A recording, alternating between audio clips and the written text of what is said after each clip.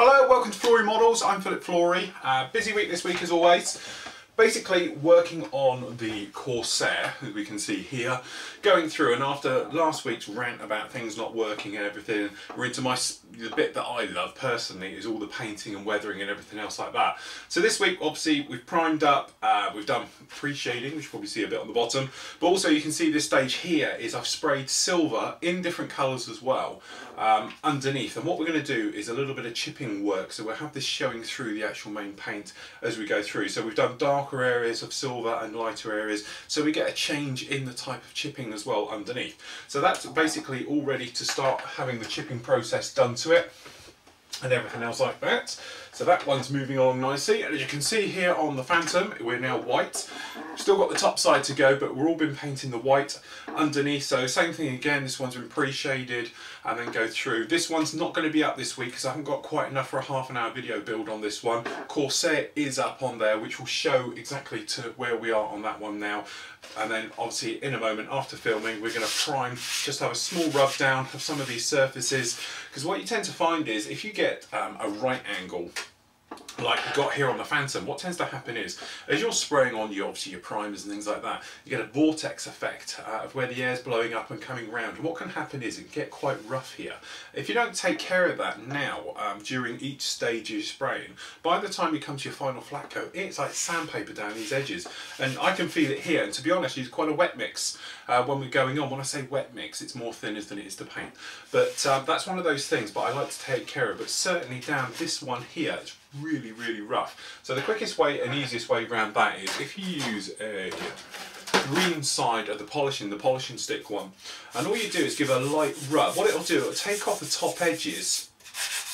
You can probably hear it, it's very rough. It'll take off the top edges without going right the way through your thing, but if you feel it, it's absolutely, you can probably hear it, it's very rough. So by giving it a quick, just a light rub over as you make your way round on your spraying, you'll notice you'll get a far more smooth and silky, made a new word there, effect for actually doing it, okay?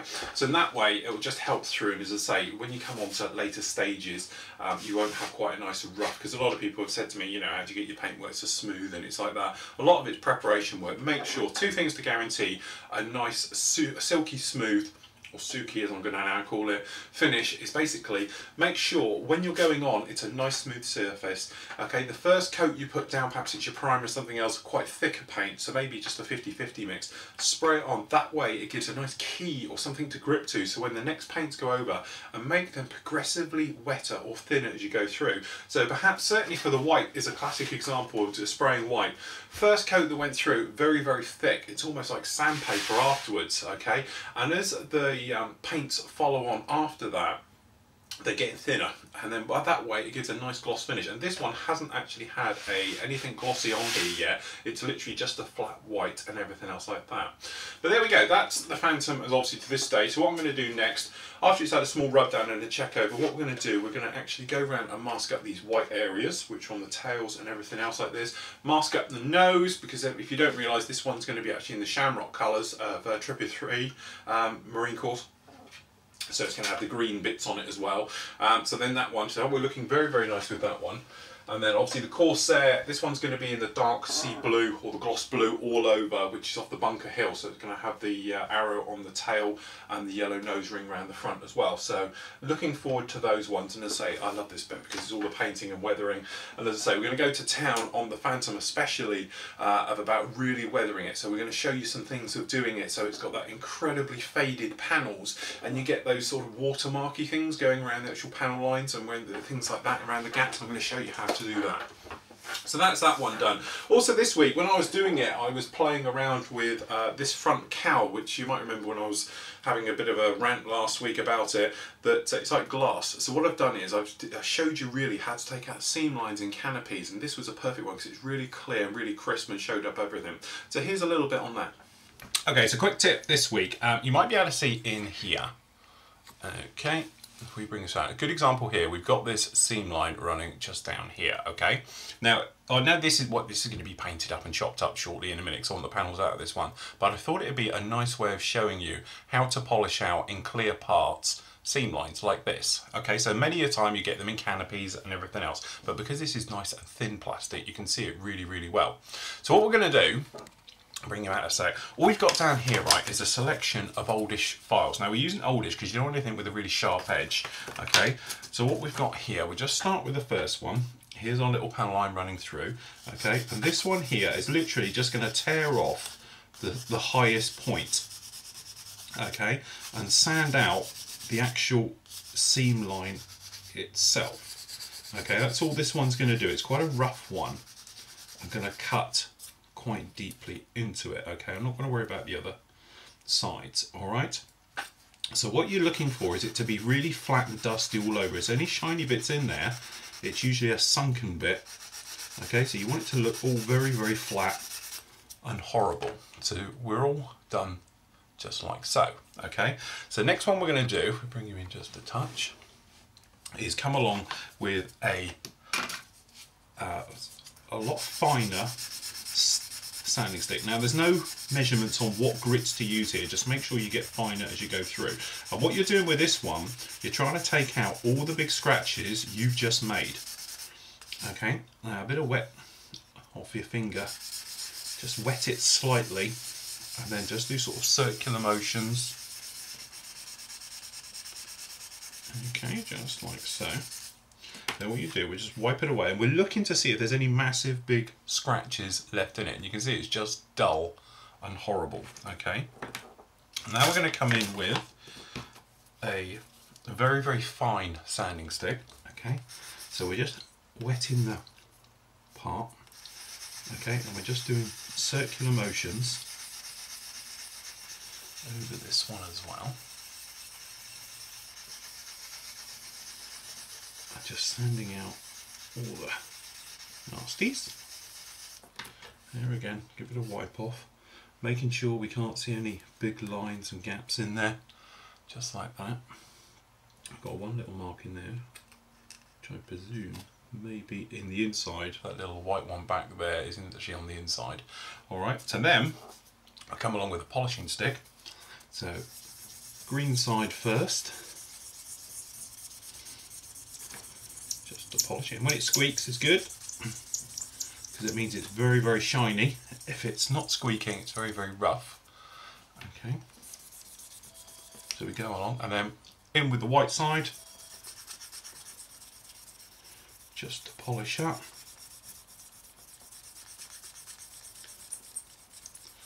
There we go, we're listening for a squeak.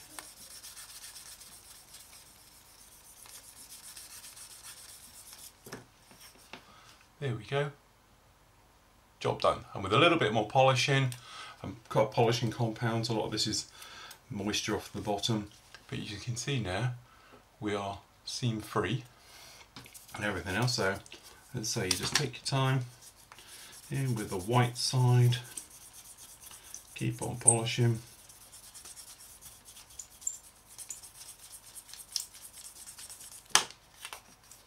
As I say, normally you'd use a bit of a cloth.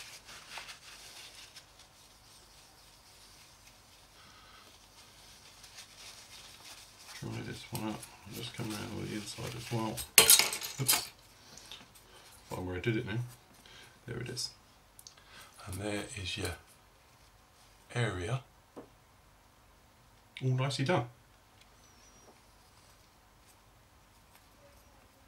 Okay, so the big thing was so 2 weeks ago now, the Dioramas Plus group build ended, and we got some of their bits here.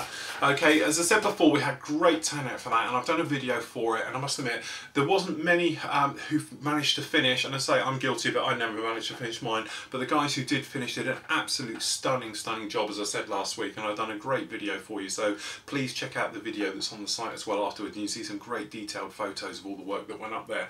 But anyway, we need to have a winner.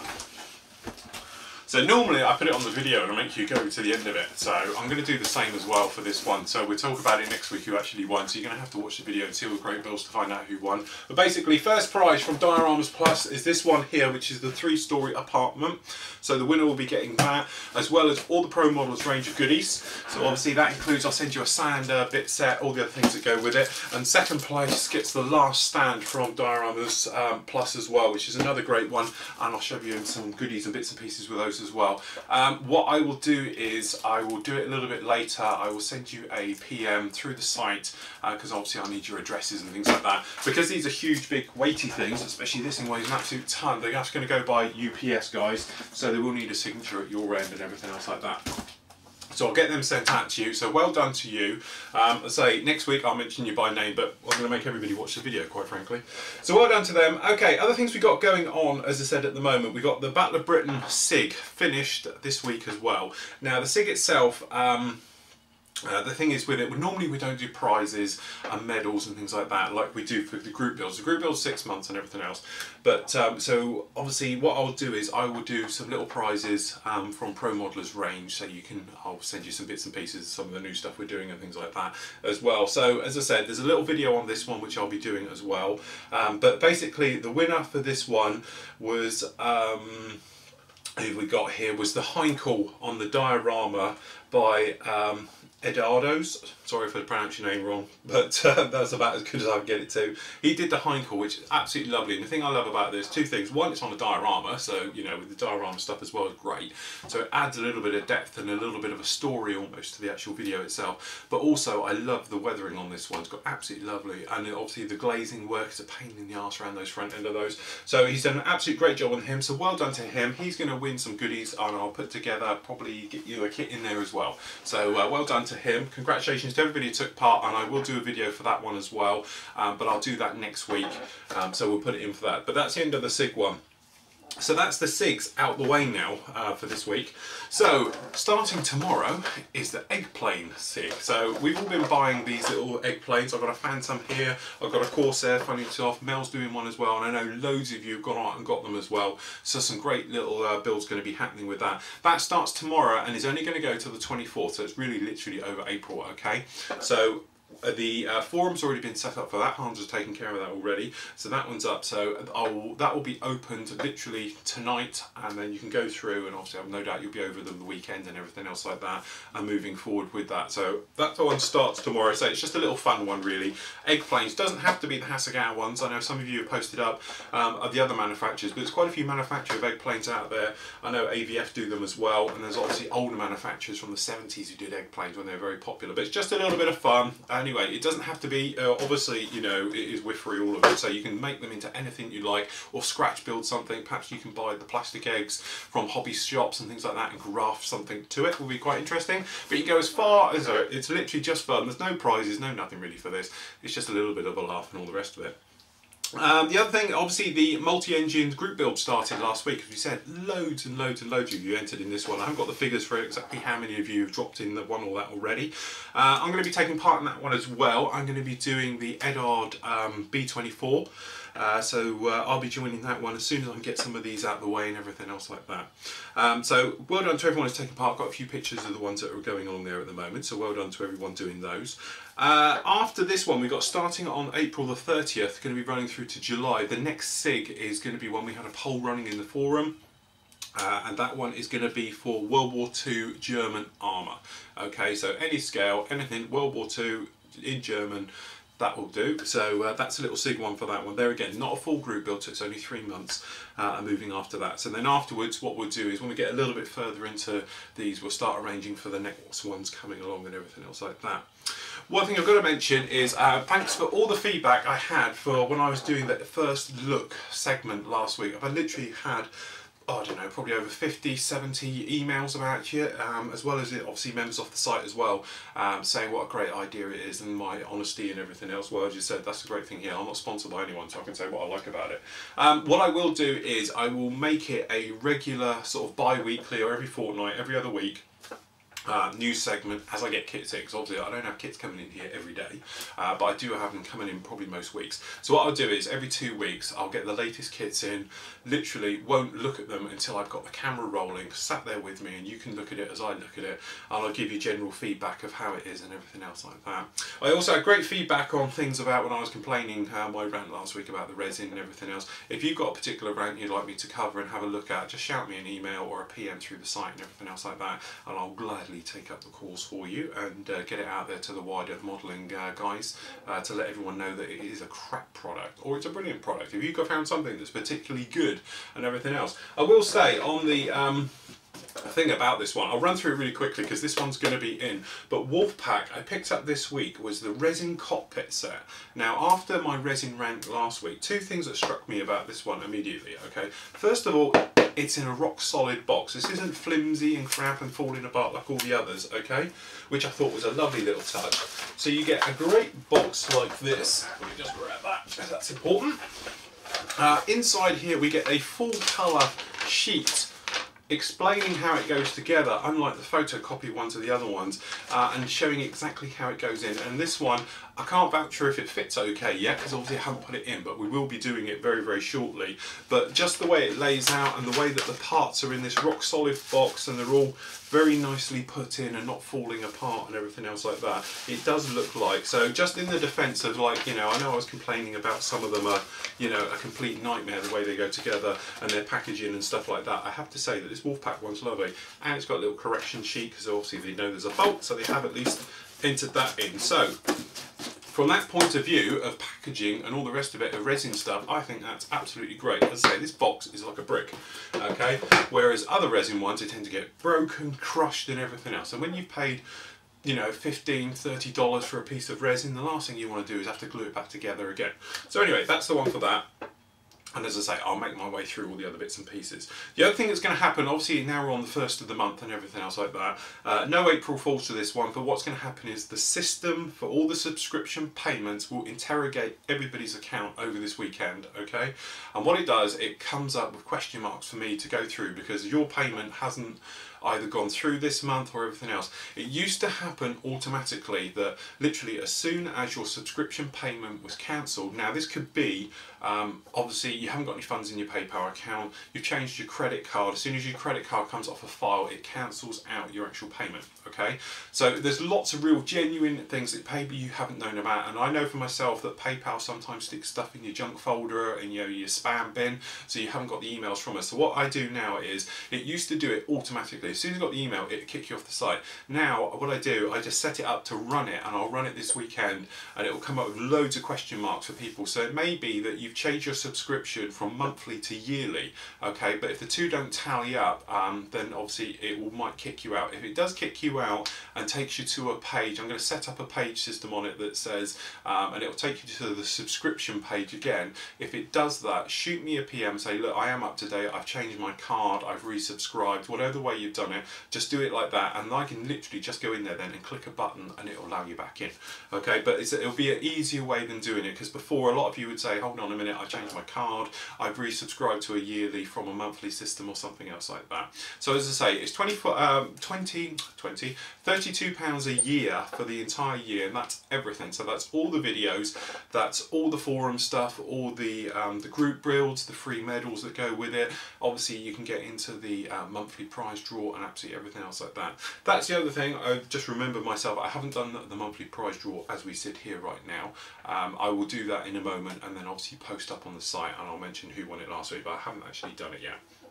That's about it for this week. Say lots of exciting stuff going on, and I hope you're enjoying the sort of new format to everything and the bits and pieces all like that. Till next week, happy modelling everyone, and take care.